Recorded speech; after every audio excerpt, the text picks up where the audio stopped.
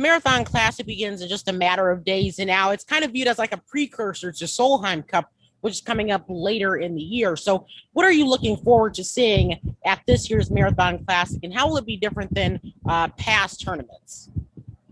Well, we are excited to bring back spectators and fans. So it will be nice to have some people out there to hear some cheering and for the ladies to play in front of a crowd again.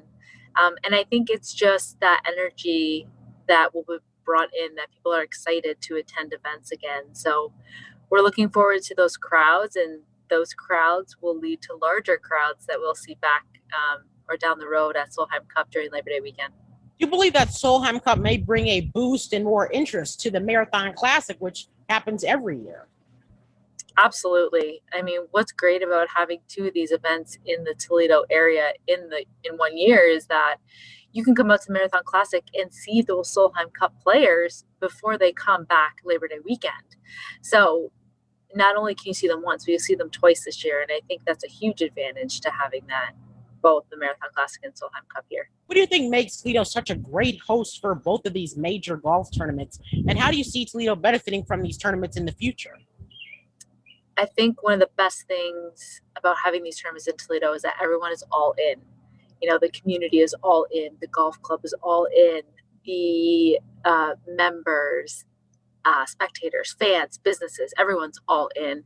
And that's just not about golf tournaments in Toledo. It's about everything that comes to the city. Is everyone backs it, everyone supports it, and everyone's on board. And what I think these tournaments, you know, the Marathon Classic being here year in and year out, but hosting a Solheim Cup, which is a worldwide international event, it will put Toledo on the map, and it will show other sports organizations and other professional leagues that, hey, the city can do it. The city can host an international event. Economically speaking, when any major event happens in Toledo, the city will benefit. But what should local businesses expect to benefit from when these tournaments come to town?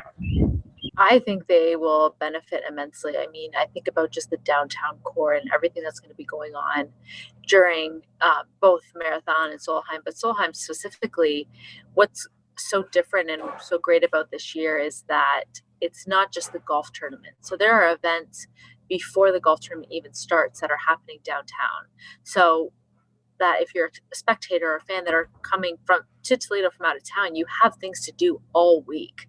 You know, you have Solheim after sundown, you have the opening ceremonies, you have all these other restaurants involved and just want to host people. So I think that's the biggest thing about Solheim this year is that it is a full week event. Would you say that both of these events are a great way just to promote women's golf and women's sports? Yeah, this is amazing that Toledo can do this, you know, not only once per year, but twice in one year. And the best thing about the Marathon Classic is that it's so accessible to everyone. And we have amazing sponsors, you know, who support year in and year out. But if you are a first time person who has never been to a golf tournament, I tell everyone, you don't need to know a lot about golf. You know, you just have to show up and embrace everything that's around you. And these ladies are so great, and they love the fans, and they're so appreciative of everyone because they know that without the fans and spectators and sponsors, their job would not be possible. So it's we're so lucky to have not only the Marathon Classic but the Solheim Cup here this year. If people want to support the golfers that'll be participating in this year's Marathon Classic, how should they go about doing that? And, what are some of the different ways they can get involved? I'd say there's a couple ways. So you can definitely volunteer. We have a lot of different volunteer opportunities available for both the Marathon Classic and for the Solheim Cup.